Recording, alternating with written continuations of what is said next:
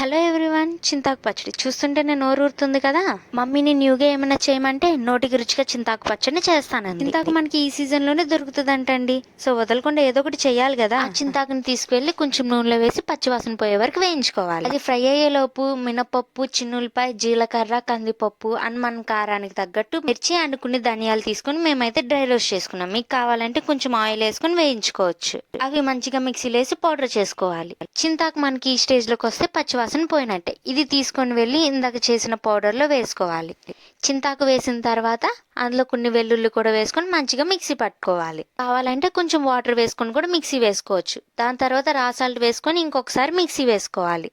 ఇప్పుడు మనం తాలింపు వేసే టైం వచ్చేసింది. ఆయిల్ హీట్ అయిన తర్వాత మన సైలెంట్ స్టార్ మినప్పప్పు, డైజెషన్ స్టార్ జీలకర్ర అండ్ మన చిటపట స్టార్ ఆవాలు వేసుకొని మంచిగా ఫ్రై చేసుకోవాలి. ఇవి మంచిగా ఆయిల్లో వేయించుకున్న తర్వాత మన ఘాటు స్టార్ ఎండుమిర్చిని కూడా వేసుకొని వేయించుకోవాలి. ఇప్పుడు మన వైట్ బ్యూటీ వెల్లుల్లిని బ్రౌన్ బ్యూటీ వెల్లుల్లి వచ్చే వరకు వేయించుకోవాలి. ఇవన్నీ ఆయిల్లో మంచిగా వేయించుకోవాలి. ఈ చింతాకు పచ్చడి మనకు పాతకాలపు వంట అంటండి. ఇప్పుడు మనం మెయిన్ డాన్సింగ్ స్టార్ కరివేపాకును వేసే టైం వచ్చేసింది. అది డాన్స్ వేసి అలసిపోయేంత వరకు వేయించుకోవాలి. చూసారా డాన్స్ వేసి ఎలా అలసిపోయిందో. ఈ టైంలో మనం ఇందాక చేసుకున్న పచ్చడిని వేసుకొని మన తాలింపులో మంచిగా కలుపుకోవాలి. పచ్చడి తాలింపుకి పట్టేలాగా కింద నుంచి పైకి మంచిగా మిక్స్ చేసుకోవాలి. చూసారా చూడ్డానికి ఎంత టేస్టీగా ఉందో.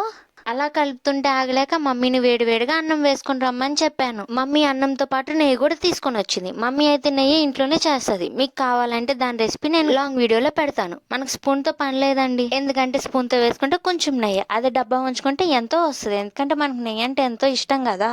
ఆ నెయ్యిని వేడన్నంలో మంచిగా కలుపుకొని పక్కనున్న పచ్చడితో అలా అలా కలుపుకొని తింటే టేస్ట్ అయితే అదిరిపోయింది. ఇదిగోండి మీకు కూడా పెడుతున్నా, చూసి టేస్ట్ ఎలా ఉందో చెప్పండి.